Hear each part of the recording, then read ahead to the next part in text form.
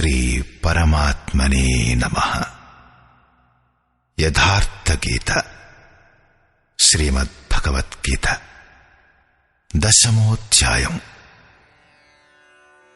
గత అధ్యాయంలో యోగేశ్వరుడైన శ్రీకృష్ణుడు గుప్తమైన నిశ్చయంగా కళ్యాణకారి అయిన రాజవిద్యను వర్ణించాడు. 10వ అధ్యాయంలో అతను ఇలా చెబుతున్నాడు: మహాబాహు అర్జున, నా పరమ రహస్యయుక్తమైన వాక్కులను మళ్లీ విను. ఇక్కడ అర్జునునికి రెండవసారి చెప్పవలసిన అవసరం ఏముంది? వాస్తవానికి సాధకునికి చివరిదాకా అపాయం వెన్నంటి ఉంటుంది. అతను స్వరూపంలో లీనమైపోతున్న కొద్దీ ప్రకృతి ఆవరణ సూక్ష్మమైపోతుంది. కొత్త కొత్త దృశ్యాలు కానవస్తాయి. వాటి గురించి మహాపురుషుడే తెలుపుతూ ఉంటాడు. సాధకుడికి తెలీదు. అతను గనక మార్గదర్శనం చేయడం మానేస్తే సాధకుడు స్వరూపం యొక్క ఉపలబ్ధిని కోల్పోతాడు. అతను స్వరూపం నుంచి దూరంగా ఉన్నంత వరకు ప్రకృతి యొక్క ఏదో ఒక ఆవరణ అతనిపై ఉంటుంది.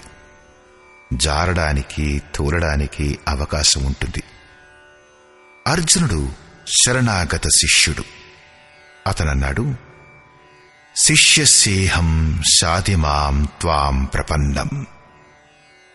భగవాన్, నేను మీ శిష్యుణ్ణి, మీ శరణుజొచ్చాను, నన్ను రక్షించండి.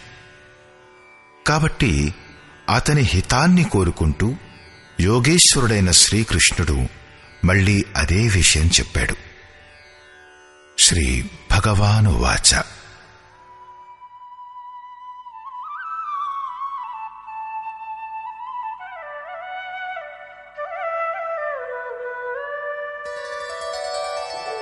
భూయ ఏవ మహాబాహో శృణు మే పరమం వచః యత్తేహం ప్రీయమాణాయ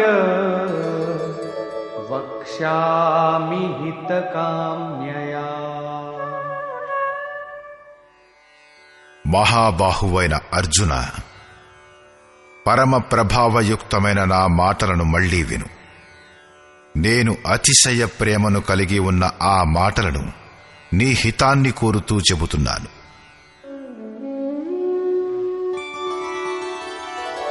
నమే విదుః సురగణాః ప్రభవం న మహర్షయః అహమాదిర్హి దేవానాం మహర్షీణాం చ సర్వశః.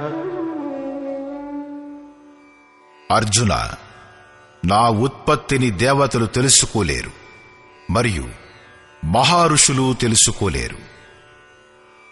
శ్రీకృష్ణుడన్నాడు: జన్మకర్మ చ మే దివ్యం. నా జన్మ మరియు కర్మ అలౌకికమైనవి, ఈ చర్మచక్షువులతో చూడనలవి కానివి. కాబట్టి ఈ నా ఉద్భవాన్ని దేవతల, మహర్షుల స్థాయికి చేరిన వారు కూడా తెలుసుకోలేరు. నేను దేవతలందరి పుట్టుకకు కారకుడను.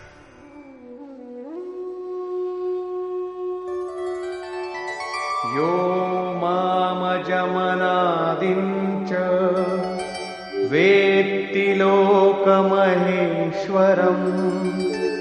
అసమ్మూఢః సమర్థ్యేషు సర్వపాపైః ప్రముచ్యతే.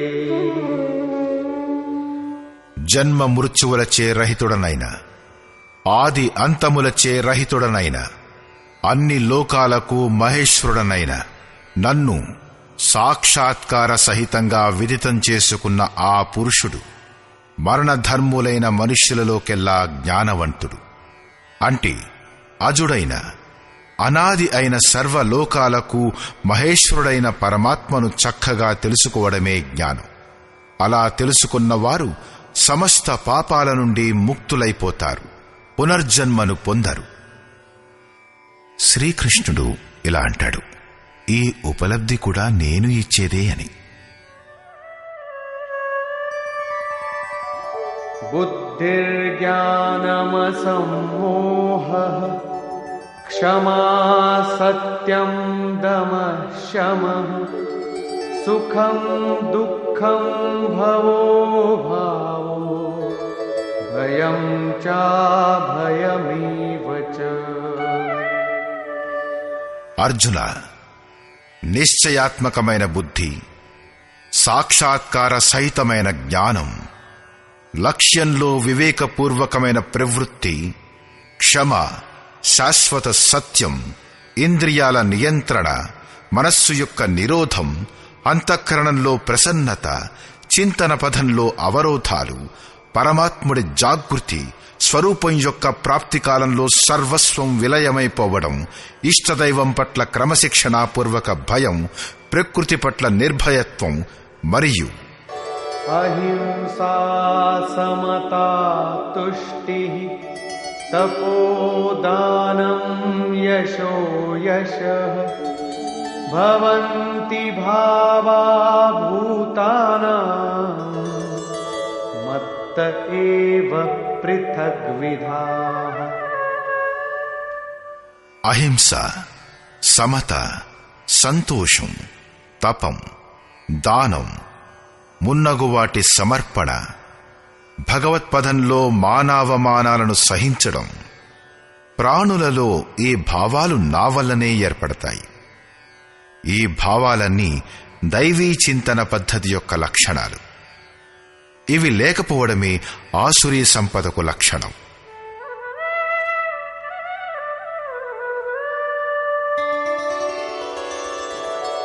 महर्षयः सप्त पूर्वे चत्वारो मनवस्तथा मद्भावा मानसा जाता येषां लोक इमाः प्रजाः।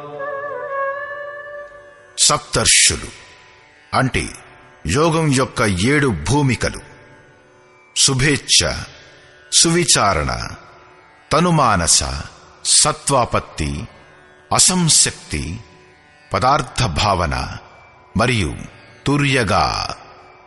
వీటికి అనుగుణంగా అంతఃకరణ చతుష్టయం అంటే మనస్సు, బుద్ధి, చిత్తం, అహంకారం, దానికనుగుణంగా నాపై భావం గల మనస్సు, ఇవన్నీ నా సంకల్పం చేతనే ఉత్పన్నమవుతాయి.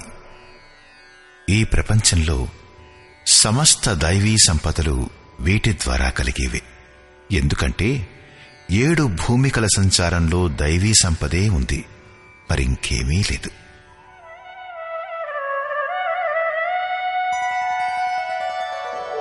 एतां विभूतिं योगं च मम यो वेत्ति तत्त्वतः सोऽविकम्पेन योगेन युज्यते नात्र संशयः।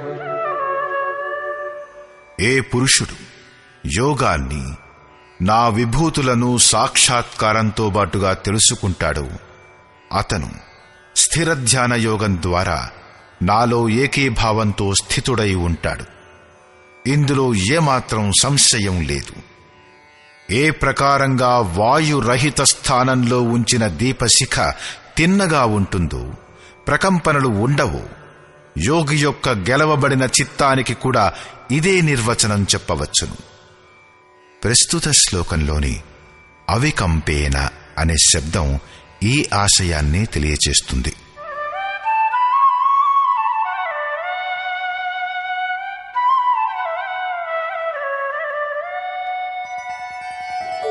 अहं सर्वस्य प्रभवो मत्तः सर्वं प्रवर्तते इति मत्वा भजन्ते मां बुधा भावसमन्विताः।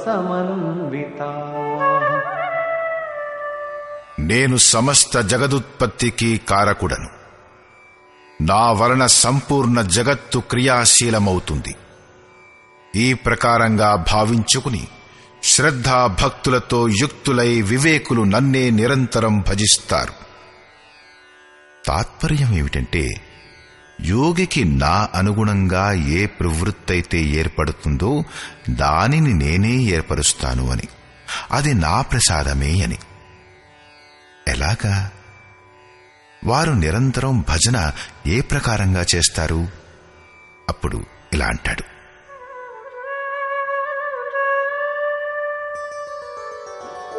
మచ్చిత్తా మద్గత ప్రాణా బోధయంతః పరస్పరం కథయంతశ్చ మాం నిత్యం తుష్యంతి చ రమంతి చ.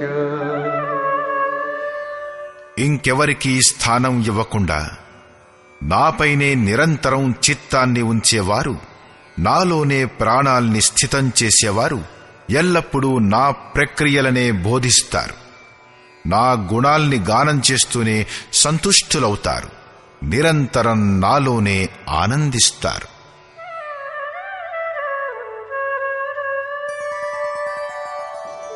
తేషాం సతతయుక్తానాం భజతాం ప్రీతిపూర్వకం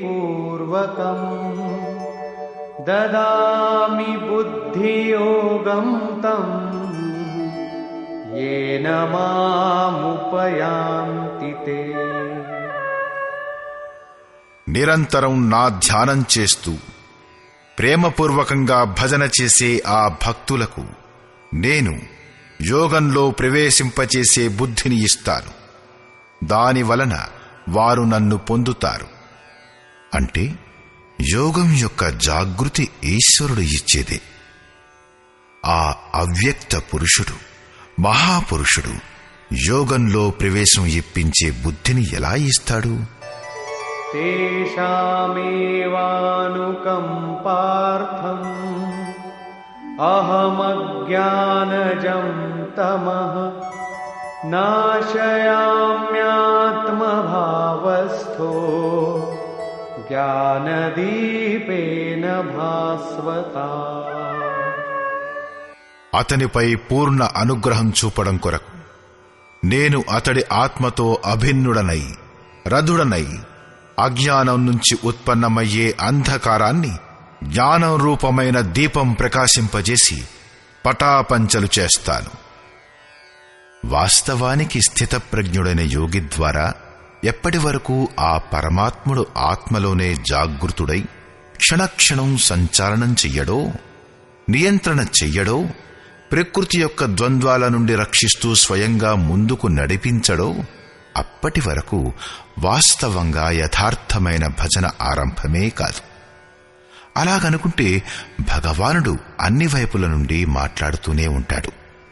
కాని ప్రారంభంలో స్వరూపస్థుడైన మహాపురుషుని ద్వారానే మాట్లాడతాడు. అలాంటి మహాపురుషుడు గనక మీకు లభించకపోతే అతను మీకు స్పష్టం కాడు. ఇష్టదైవం లేక సద్గురువు లేక పరమాత్ముడు, రథుడు అనేది ఒకటి. సాధకుని ఆత్మలో జాగృతమైపోయినప్పుడు అతని నిర్దేశాలు 4 రకాలుగా లభిస్తాయి. మొదట స్థూల ధ్యానానికి సంబంధించిన అనుభవాలవుతాయి. మీరు చింతనలో కూర్చున్నారనుకోండి, ఎప్పుడు మీ మనస్సు లగ్నమయ్యింది, ఎంతవరకు అయ్యింది, ఎప్పుడు మనస్సు పారిపోవాలనుకుంటోంది, ఎప్పుడు పారిపోయింది, వీటి గురించి ప్రతి నిమిషం ప్రతి సెకండు ఇష్టదైవం అంగస్పందనల ద్వారా సంకేతం ఇస్తాడు. అంగాలు స్పందించటం అనేది స్థూల ధ్యానానికి సంబంధించిన అనుభవం. అది ఒకే క్షణంలో 2-4 చోట్ల ఒకేసారిగా జరగడం మొదలవుతుంది. మీరు వికృతమైనప్పుడు నిమిష నిమిషానికి స్పందించడం జరుగుతుంది. ఇష్టదైవం యొక్క స్వరూపాన్ని మీరు అనన్య భావంతో గ్రహించినప్పుడే ఈ సంకేతాలు వస్తాయి. అన్యథా సాధారణ జీవుల్లో సంస్కారాల ప్రభావం వలన అంగస్పందనలు అవుతూనే ఉంటాయి. వీటికి ఇష్టదైవం వలన అయ్యే స్పందనలకు ఎలాంటి సంబంధమూ లేదు. రెండో రకం అనుభవం స్వప్న ధ్యానానికి సంబంధించినది.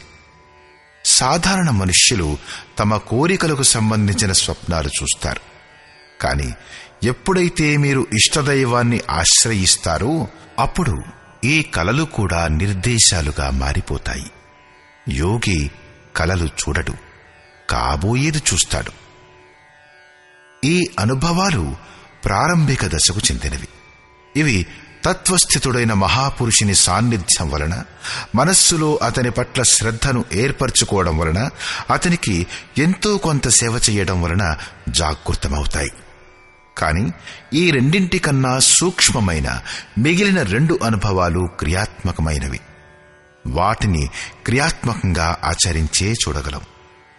3వ రకం అనుభవం సుషుప్తి ధ్యానానికి సంబంధించినది. ప్రపంచంలో అందరూ పడుకునే ఉంటారు కదా. మోహమనే మత్తులో అందరూ అచేతనులై పడి ఉంటారు. రాత్రింబగళ్ళు ఏం చేస్తున్నా సరే స్వప్నమే కదా. సుషుప్తి అంటే అసలైన అర్థం ఏమిటి? పరమాత్మునితో చింతన యొక్క సంబంధం ఎలా ఏర్పడాలంటే ధ్యానం, చింతన ఒక్కసారిగా స్థిరమైపోవాలి. శరీరం మెలకువలో ఉండాలి, మనస్సు సుషుప్తమైపోవాలి. అలాంటి దశలో ఆ ఇష్టదైవం మళ్లీ సంకేతం చేస్తాడు. యోగానికి అనుగుణంగా ఒక దృశ్యం వస్తుంది. అది సరి అయిన దిశను ప్రదానం చేస్తుంది.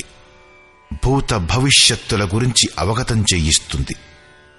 పూజ్య గురువుగారు అనేవారు, డాక్టరు ఎలా మత్తు ఇచ్చి సరైన చికిత్స చేసిన తర్వాత తెలివిలోకి తెస్తాడో అలాగే భగవానుడు మార్గం చూపిస్తాడు. 4వది మరియు చివరి అనుభవం సమధ్యానానికి సంబంధించినది. ఇందులో మీరు ధ్యానం అవలంబిస్తున్నారు. ఆ పరమాత్మునితో సమత్వం ప్రాప్తమైపోతుంది. దాని తర్వాత నిలుచున్నా, కూర్చున్నా, నడుస్తున్నా, తిరుగుతున్నా సర్వత్రా పరమాత్ముడి అనుభూతి కలుగుతుంది. ఇలాంటి యోగి త్రికాలజ్ఞుడవుతాడు. ఈ అనుభవాన్ని 3 కాలాలకతీతమైన అవ్యక్త స్థితిని పొందిన మహాపురుషుడు ఆత్మ నుండి జాగృతుడై అజ్ఞానజనితమైన అంధకారాన్ని జ్ఞానదీపంతో నష్టపరుస్తాడు. అప్పుడు అర్జునుడు ఇలా ప్రశ్నించాడు. అర్జున ఉవాచ,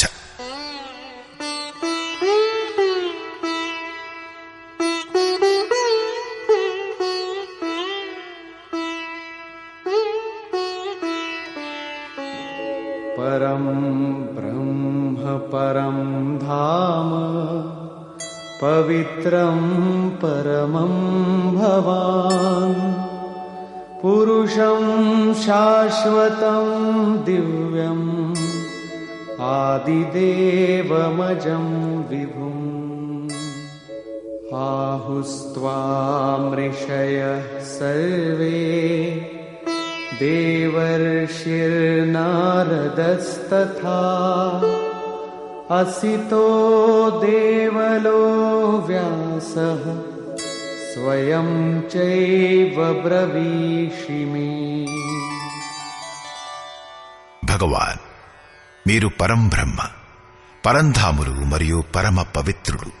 ఎందుకంటే మిమ్మల్ని ఋషులందరూ సనాతనుడని, దివ్య పురుషుడని, దేవతలకు కూడా ఆది దేవుడని, అజన్ముడని మరియు సర్వవ్యాప్తుడని అంటారు. పరమపురుషుడు, పరంధాముడనే వాటికే దివ్య పురుషుడు, అజన్ముడు మొదలైనవి పర్యాయ పదాలు.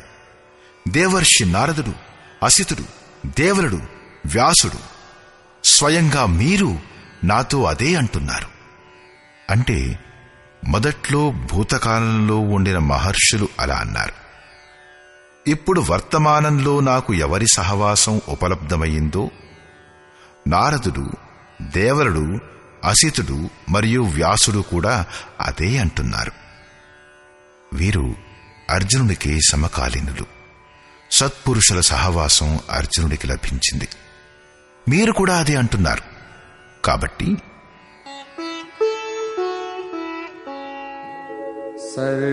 సర్వమేతద్రితం మన్యే యన్మాం వదసి కేశవ నహి తే భగవన్ వ్యక్తిం విదుర్దేవాన దానవాః.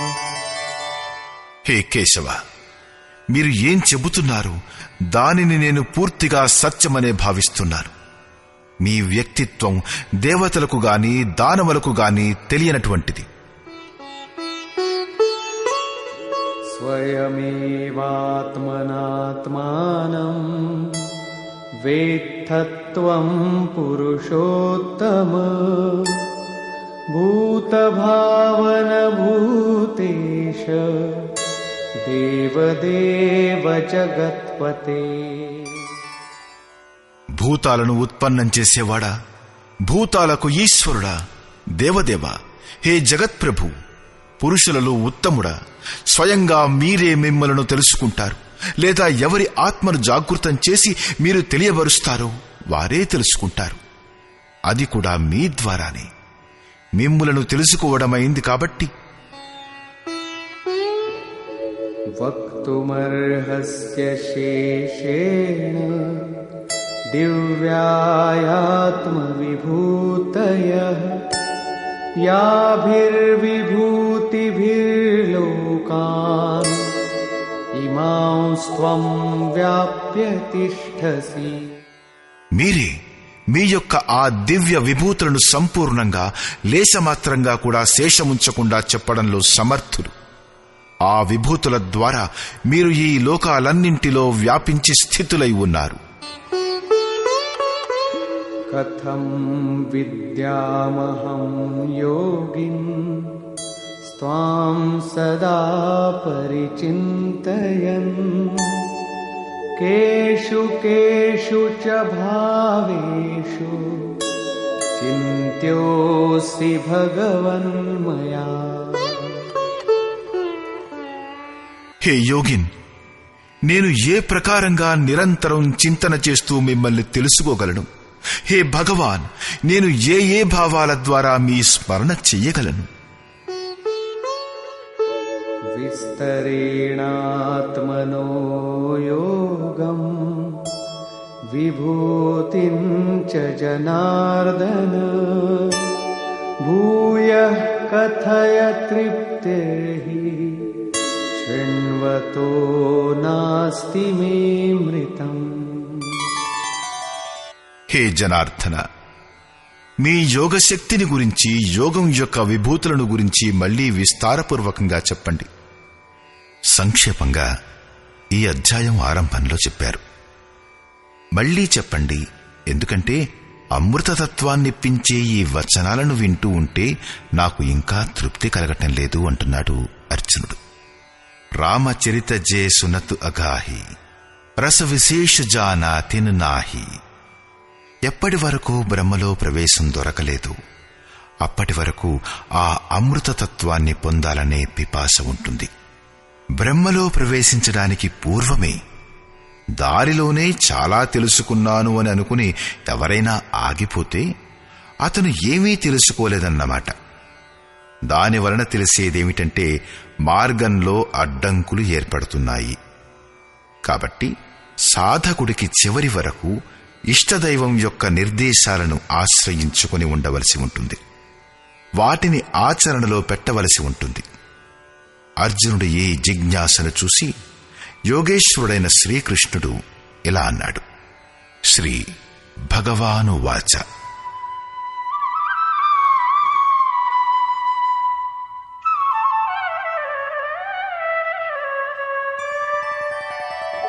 హంతతే కథయిష్యామి దివ్యాధ్యాత్మవిభూతయః ప్రాధాన్యతః కురు శ్రేష్ఠ నాస్త్యంతో విస్తరస్య మే. కురుశ్రేష్ఠుడవైన అర్జున, ఇప్పుడు నా దివ్య విభూతులను గురించి, అందులోనూ ప్రముఖమైన విభూతులను గురించి నీకు చెబుతాను. ఎందుకంటే నా విభూతుల విస్తారానికి అంతం లేదు. అహమాత్మా గుడాకేశ సర్వభూతాశయ స్థితః అహమాదిశ్చ మధ్యం చ భూతానామంత ఏవ చ. అర్జున, నేను అన్ని భూతాల హృదయాలలో స్థితుడనైన అందరి ఆత్మను. సంపూర్ణ భూతాల ఆది మధ్య అంతములు నేనే. అంటే జన్మ మృత్యువు మరియు జీవనం కూడా నేనే.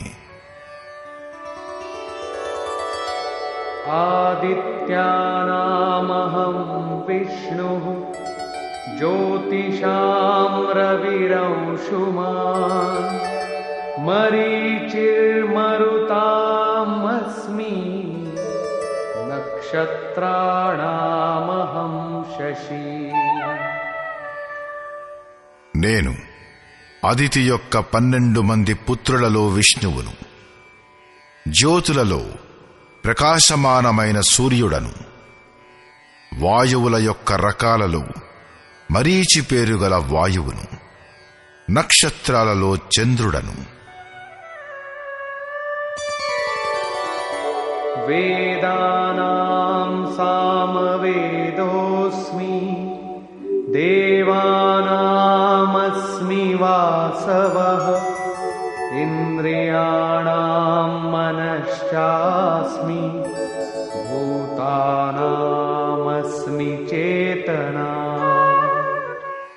వేదాలలో నేను సామవేదాన్ని, అంటే పూర్ణ సమత్వాన్ని ప్రదానం చేసే గీతాన్ని. దేవతలలో నేను వారి అధిపతి అయిన ఇంద్రుణ్ణి. ఇంద్రియాలలో మనస్సును, ఎందుకంటే మనస్సును నిగ్రహించడం వల్లనే నన్ను తెలుసుకోవచ్చును. మరియు ప్రాణులలో వారి చైతన్యాన్ని కూడా. రుద్రాణాం శంకరశ్చాస్మి విత్తేషో యక్షరక్షసాం వసూనాం పావకశ్చాస్మి మేరుః శిఖరిణామహం. ఏకాదశ రుద్రులలో నేను శంకరుణ్ణి, అంటే శంకలను హరించే అవస్థ నేను.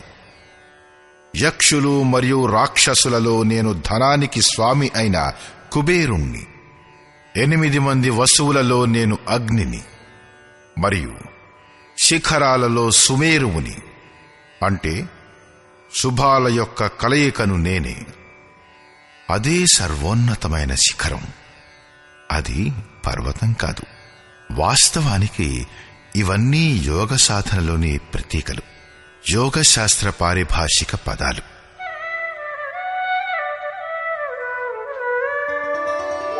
పురోధసాంచ ముఖ్యం మా విద్ధి పార్థ బృహస్పతిం సేనానీనామహం స్కందః సరసామస్మి సాగరః. పురాన్ని రక్షించు పురోహితులలో బృహస్పతి నేనే అని తెలుసుకో. అతని వలన దైవీ సంపద యొక్క సంచారం జరుగుతుంది. మరియు హే పార్థ, సేనాపతులలో నేను కార్తికేయుణ్ణి. కర్మ యొక్క త్యాగమే కార్తీకము.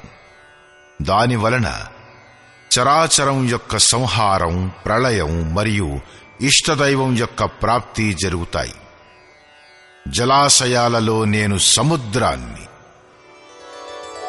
మహర్షీణాం భృగురహం గిరామస్మ్యేకమక్షరం యజ్ఞానాం జపయజ్ఞోస్మి స్థావరాణాం హిమాలయః.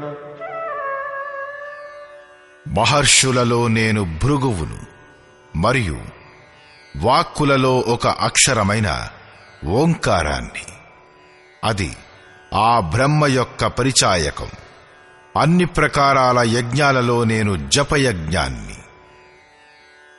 యజ్ఞం పరమాత్మునిలో ప్రవేశాన్ని ఇప్పించే ఆరాధన యొక్క విధి విశేషం. దాని సారాంశమేమిటంటే స్వరూపస్మరణం మరియు నామజపం.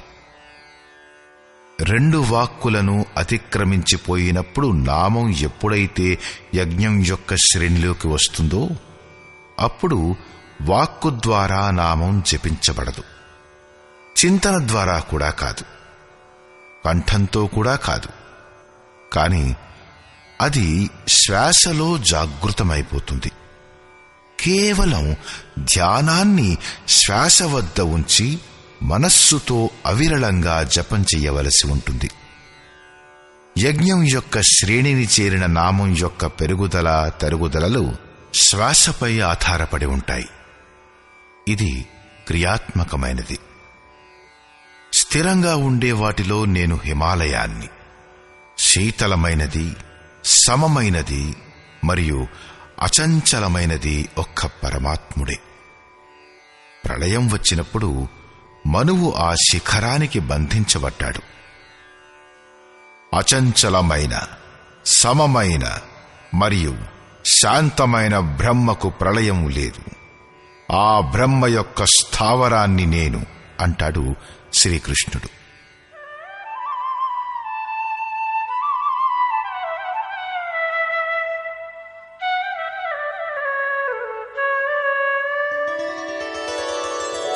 అశ్వత్థః సర్వవృక్షాణాం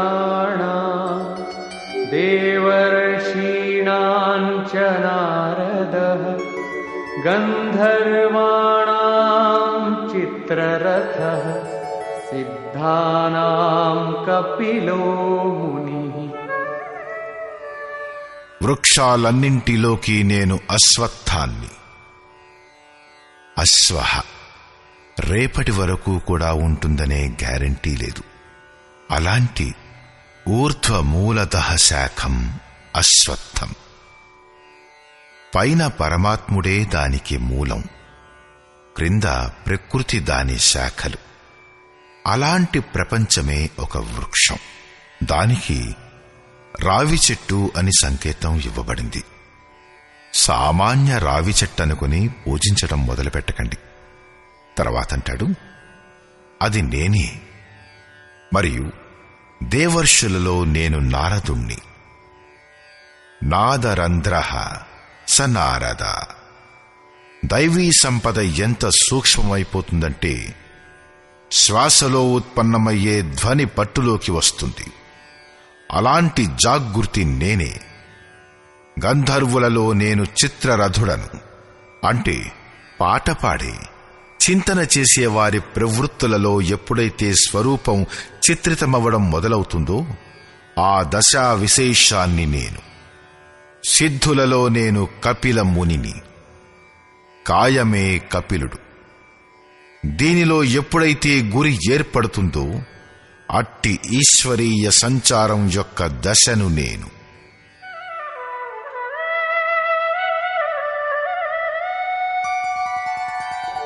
ఉచ్చైః శ్రవసమశ్వానాం విద్ధి మామమృతోద్భవం ఐరావతం గజేంద్రాణాం నరాణాం చ నరాధిపం.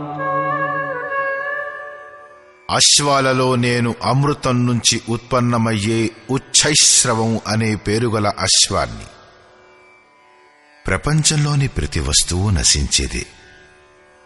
ఆత్మ ఒక్కటే అజరం, అమరం, అమృత స్వరూపం. ఈ అమృత స్వరూపం దేనిలో సంచారమవుతుందో ఆ గుర్రాన్ని నేను. గుర్రం గతికి ప్రతీకం. ఆత్మతత్వాన్ని గ్రహించడానికి ఎప్పుడైతే మనస్సు అటు పరిగెడుతుందో అదే గుర్రం. అలాంటి గతిని నేను. ఏనుగులలో ఐరావతం పేరుగల ఏనుగును. మనుష్యులలో రాజుగా నన్ను తెలుసుకో. వాస్తవానికి మహాపురుషుడే రాజు. అతనికి ఏ లోటు ఉండదు.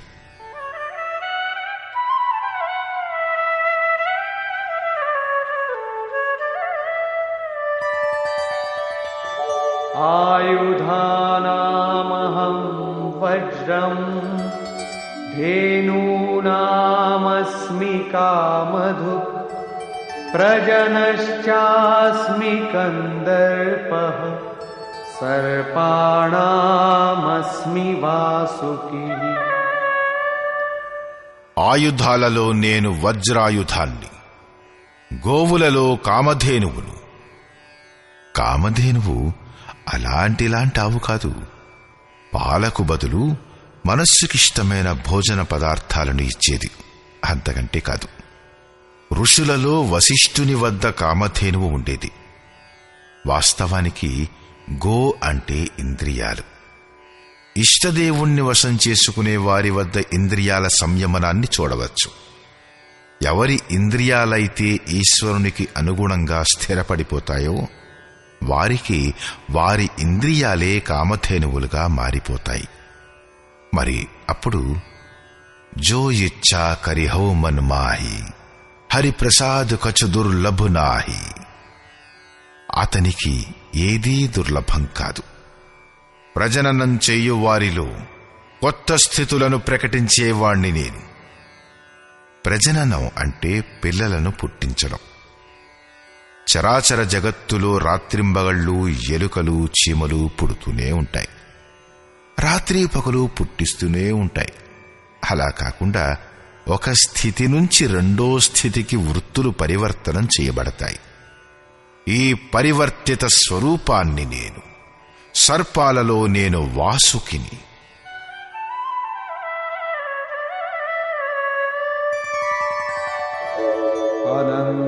అనంతశ్చాస్మి నాగానాం వరుణో యాదసామహం పితॄణామర్యమా చాస్మి యమః సంయమతామహం. నాగులలో నేను అనంతుణ్ణి, అంటే శేషనాగుని. అలా అనుకుంటే ఇది సర్పం కాదు. గీతకు సమకాలీనమైన పుస్తకం శ్రీమద్భాగవతం. దీనిలో శేషనాగు స్వరూపం చర్చ గురించి ఉంది. ఈ పృథ్వీ నుంచి 30,000 యోజనాల దూరంలో ఆ పరమాత్ముని యొక్క వైష్ణవీ శక్తి ఉంది. దాని శిరస్సుపై ఈ పృథ్వీ ఆవగింజంత భారరహితంగా నిలబడి ఉంది. ఆ యుగంలో యోజనం అంటే ఎంత దూరమో కాని ఇది మాత్రం చాలా చాలా దూరమే. వాస్తవానికి ఇది ఆకర్షణ శక్తి యొక్క చిత్రణ. వైజ్ఞానికులు దీనిని ఈథరు అని భావిస్తున్నారు. గ్రహాలు, ఉపగ్రహాలు అన్నీ ఈ శక్తి ఆధారంగానే నిలబడి ఉన్నాయి. ఆ శూన్యంలో గ్రహాలకు ఎలాంటి భారం లేదు. ఆ శక్తి సర్పం యొక్క కుండలిలాగా అన్ని గ్రహాలను చుట్టుకుని ఉంది. ఇదే ఆ అనంతుడు. దీనివలన పృథ్వీధారణ చెయ్యబడింది. శ్రీకృష్ణుడంటాడు, అలాంటి ఈశ్వరీయ శక్తిని నేను. జలచరాలలో వాటి అధిపతి అయిన వరుణుణ్ణి నేను, మరియు పితరులలో ఆర్యముడను. అహింస, సత్యం, అస్థేయం, బ్రహ్మచర్యం మరియు అపరిగ్రహం అనేవి 5 యమ నియమాలు. వీటిని ఆచరించటంలో వచ్చే వికారాలను ఖండించడమే అరహ అంటే. వికారాలు నశించడంతోనే పితృ అంటే భూత సంస్కారాలు తృప్తి పొందుతాయి, నివృత్తి ప్రదానం చేస్తాయి. పరిపాలన చేసేవారిలో నేను యమరాజు అంటే యమ నియమాల నియామకుణ్ణి.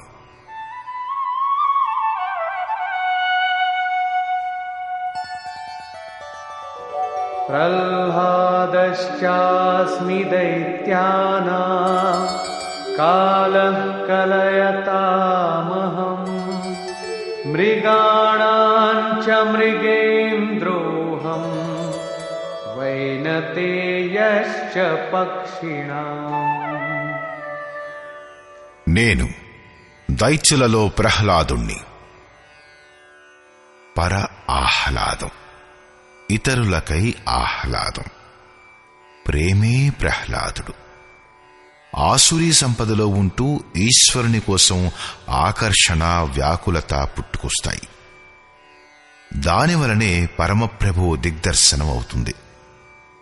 అలాంటి ప్రేమోల్లాసాన్ని నేను లెక్కపెట్టు వారిలో నేను సమయాన్ని 1, 2, 3, 4 ఎలాంటి లెక్కగాని, లేక క్షణం, గడియ, దినం, పక్షం, మాసం మొదలగినవి కాను. కాని ఈశ్వర చింతనలో నిమగ్నమైన సమయాన్ని నేను ఎంతవరకు అంటే, జాగత్ మే సుమిరన్ కరే సోవత్ మే లవులాయ్. మేలుకున్నప్పుడు స్మరణ చెయ్యి, పడుకున్నప్పుడు ధ్యానం చెయ్యి. అలాంటి అనవరతమైన చింతనలో సమయాన్ని నేను. పశువులలో మృగరాజును, యోగి కూడా మృగ అంటే యోగరూపమైన అడవిలో గమనం చేసేవాడు. పక్షులలో గరుడను నేనే, జ్ఞానమే గరుడు. ఎప్పుడైతే ఈశ్వరీయ అనుభూతి కలగడం మొదలవుతుందో అప్పుడు ఈ మనస్సే తన ఆరాధ్య భగవంతునికి వాహనమైపోతుంది. ఇదే మనస్సు ఎప్పుడైతే సంశయాలతో యుక్తమై ఉంటుందో అప్పుడు సర్పమై కాటేస్తూ ఉంటుంది, అనేక జన్మలలోకి విసిరేస్తుంది. గరుడు విష్ణుని వాహనం. విశ్వంలో అణురూపంలో సంచారితమవుతున్న శక్తిని జ్ఞానంతో సంయుక్తమైన మనస్సు తనలో ధరిస్తుంది, దాని వాహనంగా మారిపోతుంది. శ్రీకృష్ణుడంటాడు, ఇష్టదైవాన్ని ధరించే మనస్సును నేనే.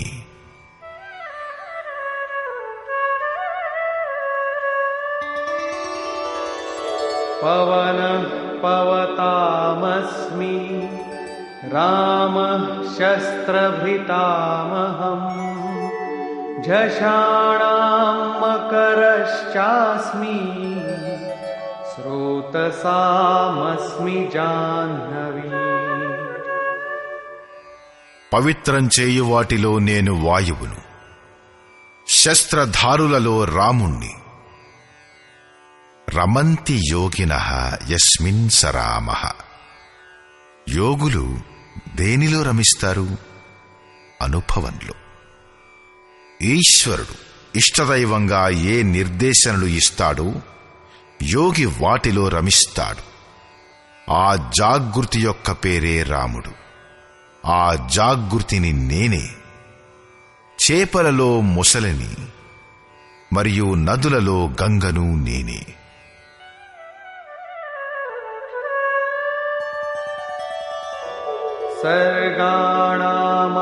సర్గాణామాదిరంతశ్చ మధ్యం చైవాహమర్జున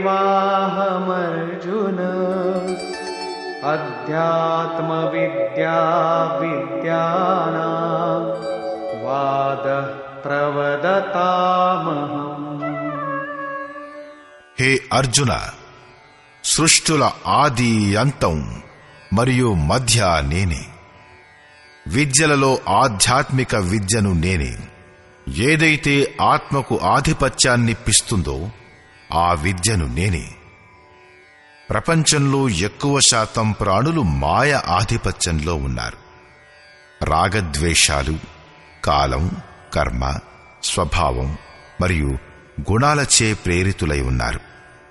వీటి ఆధిపత్యంలో నుండి ముక్తుల్ని చేసి ఆత్మ యొక్క ఆధిపత్యంలోకి తీసుకెళ్లే విద్యను నేను. దానిని ఆధ్యాత్మిక విద్య అంటారు. పరస్పరం జరిగే వివాదాలలో, బ్రహ్మచర్చలలో ఏదైతే నిర్ణాయకమో అలాంటి ప్రసంగాన్ని నేనే. మిగిలిన నిర్ణయాలు నిజానికి అనిర్ణయాలే.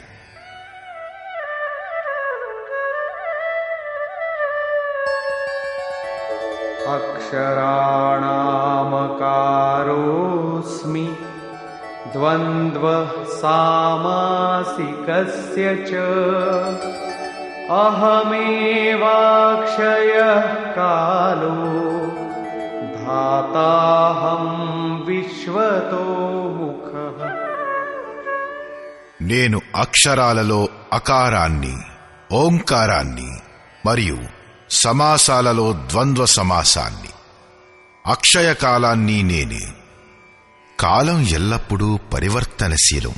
కాని ఏ సమయమైతే అక్షయం, అజరం, అమరమైన పరమాత్మునిలో చోటు ఇప్పిస్తుందో ఆ దశను నేనే.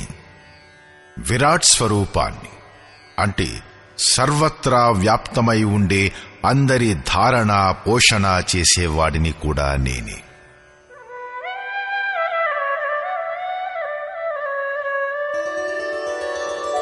మృత్యుః సర్వహరశ్చాహం ఉద్భవశ్చ భవిష్యతాం కీర్తిః శ్రీర్వాక్చ నారీణాం స్మృతిర్మేధా ధృతిః క్షమా. నేను అందరినీ నాశనం చేసే మృత్యువుని మరియు కాబోయే ఉత్పత్తికి కారకుడను. స్త్రీలలో నేను యశస్సు, శక్తి, వాక్పటుత్వం, స్మృతి, మేధ అంటే బుద్ధి, ధైర్యం మరియు క్షమాగుణాన్ని నేనే. యోగేశ్వరుడైన శ్రీకృష్ణుడు చెప్పినట్లు, ద్వావిమౌ పురుషౌ లోకే క్షరశ్చాక్షర ఏవచ. ప్రపంచంలో 2 రకాల పురుషులే ఉంటారు, క్షరం మరియు అక్షరం. సంపూర్ణ భూతాదికాల ఉత్పన్నం మరియు వినాశనం అయ్యే ఈ శరీరం క్షరపురుషుడు. వారు పురుషులైనా లేక స్త్రీలైనా ఏవన్నా సరే, శ్రీకృష్ణుడి అభిప్రాయం ప్రకారం అందరూ పురుషులే. 2వ రకం వారు అక్షర పురుషుడు. వారు కూటస్థమైన చిత్తం స్థిరమయ్యే కాలంలో కనిపిస్తారు. ఈ కారణం చేతనే ఈ యోగ మార్గంలో స్త్రీ పురుషులందరూ సమానంగా మహాపురుషులవుతూ వచ్చారు. ఇక్కడ కూడా స్మృతి, శక్తి, బుద్ధి మొదలగు వాటిని స్త్రీ గుణాలుగానే చెప్పడమైంది. ఈ సద్గుణాల అవసరం పురుషులకు లేదా? శ్రీమంతుడు, కీర్తివంతుడు, వక్త, స్మరణశక్తి సంపన్నుడు, మేధావి, ధైర్యవంతుడు మరియు క్షమావంతుడు కావాలని కోరుకోని పురుషుడెవడైనా ఉంటాడా? బౌద్ధిక స్థాయిలో వెనుకబడిన పిల్లలలో ఈ గుణాలను వికసింపచెయ్యాలనే ఉద్దేశంతో తల్లిదండ్రులు అతని చదువు కోసమై మరింత ఎక్కువగా ఏర్పాట్లు చేస్తారు. ఇక్కడ ఈ లక్షణాలు కేవలం స్త్రీలలోనే ఉంటాయి అని చెప్పబడింది. కాబట్టి మీరే ఆలోచించి చూడండి, స్త్రీ ఎవరు అన్నది. వాస్తవానికి మీ హృదయం యొక్క ప్రవృత్తే స్త్రీ. దానిలో ఈ గుణాల సంచారం జరగాలి. ఈ గుణాలను కలిగి ఉండటం అనేది స్త్రీలింగం, పుల్లింగం అందరికీ ఉపయోగకరమైంది. అవి నా నుంచే కలుగుతాయి అంటాడు శ్రీకృష్ణుడు.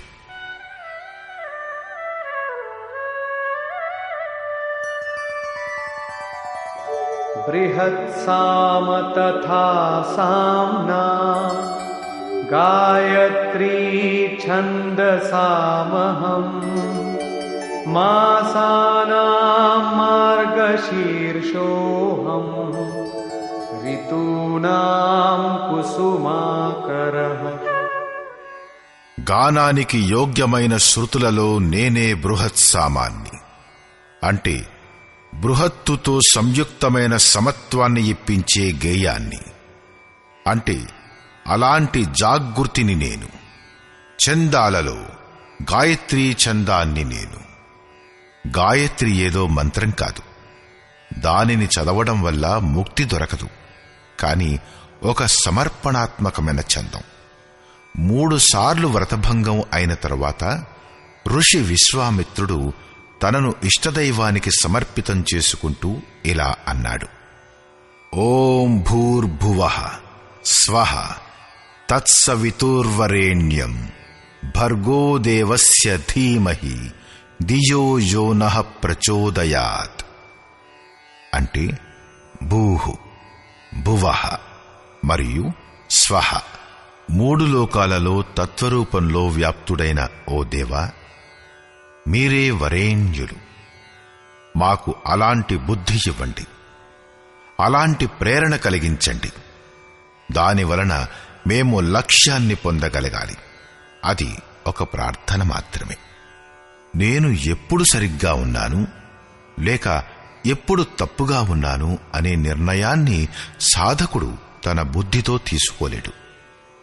సమర్పిత భావంతో అతను చేసే ప్రార్థన నేనే. దానివలన నిశ్చయంగా మేలు జరుగుతుంది. ఎందుకంటే అతను నా ఆశ్రయం పొందాడు. మాసాలలో శీర్షస్థమైన మార్గం నేను, మరియు ఎల్లప్పుడూ పువ్వులతో ఉండే ఋతువును, హృదయం యొక్క అలాంటి అవస్థను కూడా నేనే.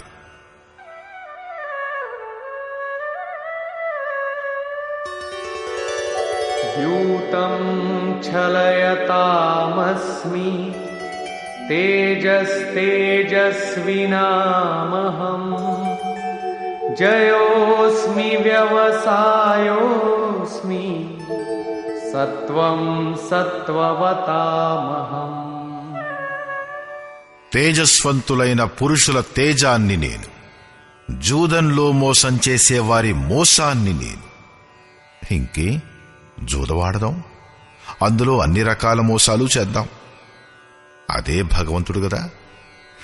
కాదు, అలా ఏం కాదు. ఈ ప్రకృతే ఒక జూదం, ఇదే మోసం చేసేది. ఈ ప్రకృతి ద్వంద్వాల నుంచి బయటపడడానికి ఆడంబరాన్ని వదిలి దాక్కుని గుప్తంగా భజన చేయడమే మోసం. మోసం కాదు గాని తప్పించుకునేందుకు ఇది అవసరం. జడభరతునిలాగా పిచ్చి, గుడ్డి, చెవుడు మరియు మోగవారిలా హృదయంలో అంతా తెలుసుకుంటూ కూడా బయటకు ఏమీ తెలియనివాడిలా ఉంటూ, వింటూ కూడా విననట్లు, చూస్తూ కూడా చూడనట్లు ఉండాలి. గుప్తంగా భజన చేసే విధానంతోనే సాధకుడు ప్రకృతి పురుషుని జూదాన్ని తప్పించుకోగలడు. గెలిచేవారి గెలుపు నేను, మరియు వ్యాపారుల నిశ్చయ క్రియాత్మక బుద్ధిని నేనే. సాత్విక పురుషుల తేజస్సు మరియు ఓజస్సు నేనే.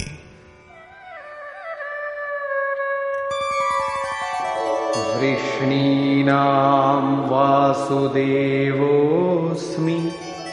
పాండవానాం ధనంజయః మునీనామప్యహం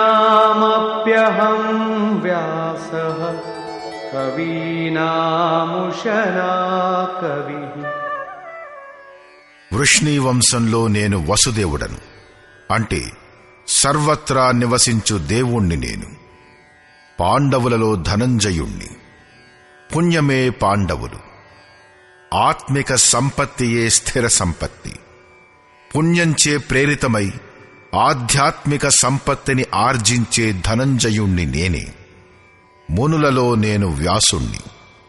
పరమతత్వాన్ని వ్యక్తం చేసే సామర్థ్యం ఎవరిలో ఉందో ఆ మునిని నేనే. కవులలో ఉషనుణ్ణి, అంటే బ్రహ్మలో ప్రవేశం ఇప్పించే కావ్యకారుణ్ణి నేనే.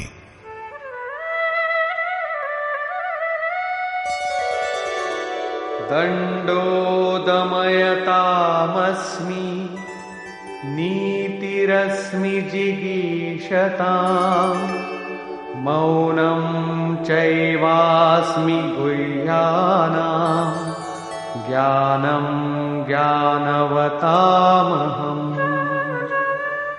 అణచివేయు వారిలో అణచే శక్తిని నేనే. గెలవ కోరుకునే వారికి నేను నీతిని, గుప్తంగా ఉంచవలసిన భావాలలో నేను మౌనాన్ని, మరియు జ్ఞానవంతులలో సాక్షాత్కారంతో బాటుగా దొరికే జ్ఞానాన్ని, పూర్ణ జ్ఞానాన్ని నేనే.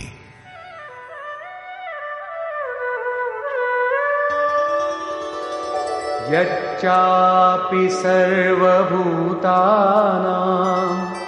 బీజం తదహమర్జున న తదస్తి వినా యత్స్యాన్ మయా భూతం చరాచరం. అర్జున, భూతాలన్నింటి ఉత్పత్తికి కారణం కూడా నేనే. ఎందుకంటే చర మరియు అచరమైన భూత సమూహంలో ఏదీ కూడా నాతో రహితమై లేదు. నేను సర్వత్రా వ్యాప్తుడను. అందరూ నా ఆధారం చేతనే ఉన్నారు.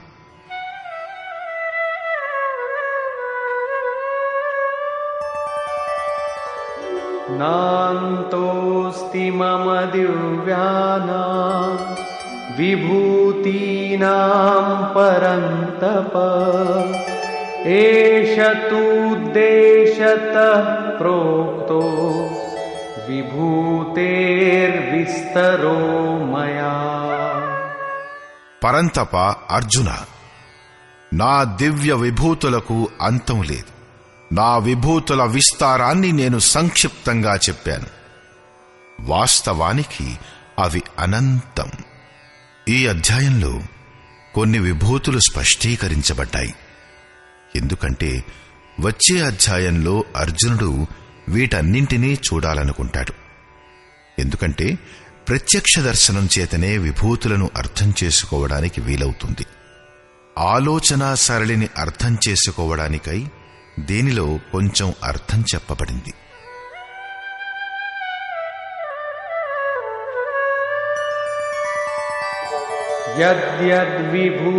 యద్యద్విభూతిమత్సత్వం శ్రీమదూర్జితమేవ వా తత్తదేవావగచ్చత్వం మమ తేజోంశ సంభవం. ఏవైనా కూడా ఐశ్వర్యయుక్తమైన, కాంతియుక్తమైన మరియు శక్తియుక్తమైన వస్తువులు ఉంటే అవి నా తేజం యొక్క ఒక అంశం మాత్రంచే ఉత్పన్నమైనవిగా తెలుసుకో. అథవా బహునైతేన కిం జ్ఞాతేన తవార్జున విష్టభ్యాహమిదం కృత్స్నం ఏకాంశేన స్థితో జగత్. అలాగాక అర్జున, అంత ఎక్కువగా తెలుసుకోవడం వలన నీకేం ఉపయోగం ఉంది? నేను ఈ సమస్త జగత్తును ఒక అంశం మాత్రంచే ధరించి స్థితుడనై ఉన్నాను. ఈ విభూతుల వర్ణనకు తాత్పర్యం మీరుగాని లేక అర్జునుడు కాని ఈ వస్తువులన్నింటినీ పూజించాలని కాదు. శ్రీకృష్ణుని ఆశయమేమిటంటే ఈ వస్తువులన్నింటి పట్ల గల శ్రద్ధనంతటినీ ఆ అవినశ్వరమైన పరమాత్ముని పట్ల చూపించమని. ఇంతటితో దాని ప్రయోజనం నెరవేరుతుంది. సారాంశం. ఈ అధ్యాయంలో శ్రీకృష్ణుడన్నాడు, అర్జున, నేను నీకు మళ్లీ ఉపదేశిస్తాను. ఎందుకంటే నీవు నాకు అతిశయంగా ప్రియమైన వాడివి. మొదట ఒకసారి చెప్పాడు, మళ్లీ చెప్పబోతున్నాడు. ఎందుకంటే చివరి వరకు సద్గురువు నోటి నుంచి వినవలసిన అవసరం ఉంటుంది. నా ఉత్పత్తిని దేవతలు గాని మహర్షులు గాని తెలుసుకోలేరు. ఎందుకంటే నేను వారికి కూడా ఆదికారకుణ్ణి. ఎందుకంటే అవ్యక్త స్థితి తరువాత సార్వభౌమ దశను ఎవరైతే బ్రహ్మను చేరుకున్నారో వారే తెలుసుకోగలరు. అజన్ముడను, అనాదిని మరియు సంపూర్ణ లోకాలకు మహేశ్వరుడనైన నన్ను ఎవడైతే సాక్షాత్కార సహితంగా తెలుసుకుంటాడో అతనే జ్ఞానవంతుడు. బుద్ధి, జ్ఞానం, అసమ్మూఢత్వం, ఇంద్రియాలపై నియంత్రణ, మనస్సు యొక్క నిరోధం, సంతోషం, తపస్సు, దానం మరియు కీర్తి అంటే దైవీ సంపద యొక్క భావాలు, ఈ గుణాలన్నీ నేను ఇచ్చేవే. 7 మహర్షులు అంటే యోగి యొక్క 7 భూమికలు. దానికంటే ముందు తదనుగుణమైన అంతఃకరణ చతుష్టయం మరియు వీటికి అనుకూలంగా స్వయంభువో, స్వయంగా సృష్టి చేసే మనస్సు. ఇవన్నీ నా పట్ల భావం, ప్రేమ మరియు శ్రద్ధ గలవిగా వీటికి ప్రపంచంలో సమస్త సంతానం కలదు. ఇవన్నీ నా నుంచే ఉత్పన్నమవుతాయి. అంటే సాధనామయమైన ప్రవృత్తులు నా ద్వారా ఉత్పన్నమయ్యేవి. ఉత్పత్తి తమ వలన కాదు, గురువు వలనే సాధ్యపడుతుంది. ఎవరైతే నా ఈ విభూతులను సాక్షాత్తుగా తెలుసుకుంటారో వారు నిస్సందేహంగా నాలో ఏకీభావంతో ప్రవేశం పొందడానికి యోగ్యమైన వారవుతారు. అర్జున, నేనే అందరి ఉత్పత్తికి కారకుడను.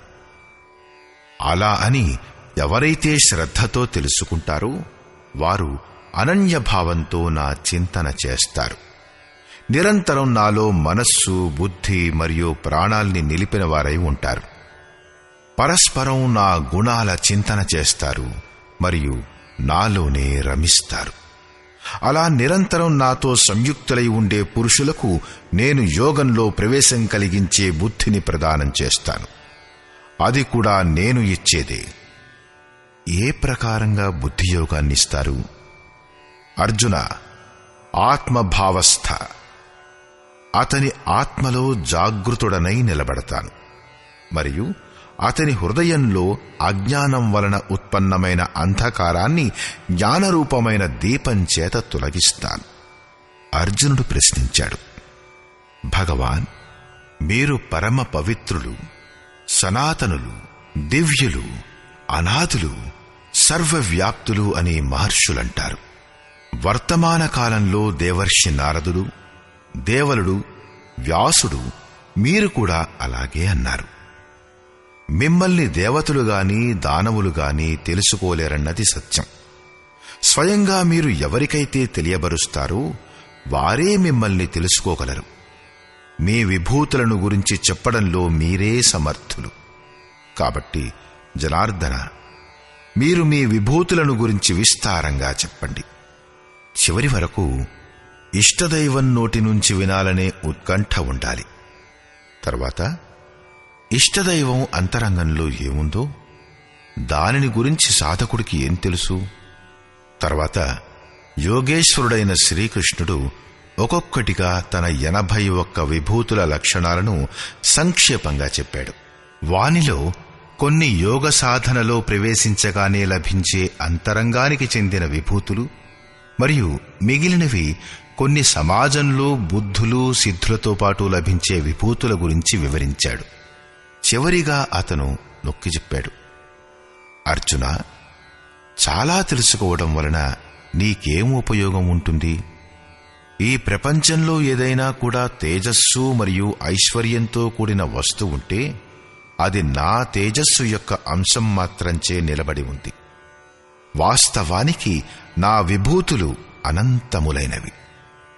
అలా అంటూ యోగేశ్వరుడైన శ్రీకృష్ణుడు ఈ అధ్యాయాన్ని ముగించాడు.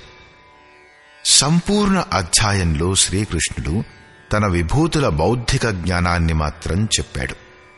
దానివలన అర్జునుడి శ్రద్ధ అన్ని వైపుల నుంచి కూడగట్టబడినదై ఒక్క ఇష్టదైవం పట్ల కేంద్రీకృతం కావాలని ఆయన ఆశయం.